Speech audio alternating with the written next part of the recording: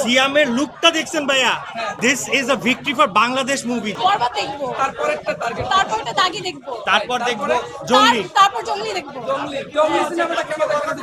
বলো কেন দেখবো? সিয়ামের লুকটা দেখছেন ভাইয়া? সিয়ামের look, this is a victory for Bangladesh movie, যে মানুষ এইভাবে আসতেছে সিনেমা দেখার জন্য।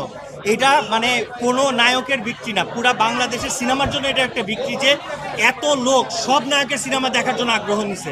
আমি পাইলে আমার জামাইয়ের সাথে শেয়ার করি, জামাই পাইলে আমার সাথে শেয়ার করি। আমার কাছে অনেকটা টাইম হচ্ছে, আমি যখন ইন্টারভালের আগে বোর হচ্ছি, ইন্টারভালের পরে একটু কাহিনীটা একটু ডিফারেন্ট, বাট খুব একটা আমার কাছে আহামরি টাইপ লাগে না। এই মুভিতে বেশি ভালো ছিল, বেশি ভালো। আপনার মনে হচ্ছে বাংলাদেশের সিনেমার যে কাহিনী গল্প ইমপ্রুভ হচ্ছে কিনা? জি হ্যাঁ, অনেক অনেক অনেক ভালো হয়েছে। আফনান নিশোর অভিনয় এক্সেলেন্ট হয়েছে, মানে আমি লাস্টের দিকে ইমোশনাল হয়ে গেছিলাম। ইয়েস, অনেক ইমোশনাল হয়ে গেছি আফনান নিশোকে দেখার জন্য আসছি সবাই মিলে। অফকোর্স স্টোরিটা নাইস, আর অ্যাক্টিং তো নিশো ভাইয়ের অ্যাক্টিং এ তো বলার কিছু নাই, ভালো লেগেছে। আপনি ইমোশনালি অনেক কিছু কানেক্ট করতে পারবেন, মানে সোসাইটিটা আসলে কিভাবে ফাংশন করে এটা যদি আপনি কানেক্ট করতে পারেন তাহলে আপনি অবশ্যই ইমোশনাল হবেন।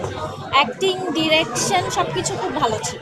ছোটখাটো একটু কিছু ছিল যেটা আসলে সব মুভিতেই থাকে, সো ইট ওয়াজ এক্সেলেন্ট।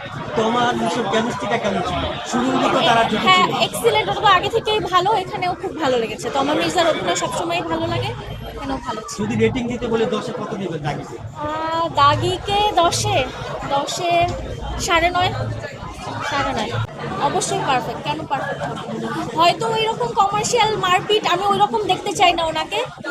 যেরকম হচ্ছে যেই অ্যাক্টিংটা বা যেই রোলগুলো উনি করেন, ক্যারেক্টার প্লে, এই ক্যারেক্টার প্লেতে তো হি ইজ দ্য বেস্ট, এর বাইরে তার কিছু হবে না।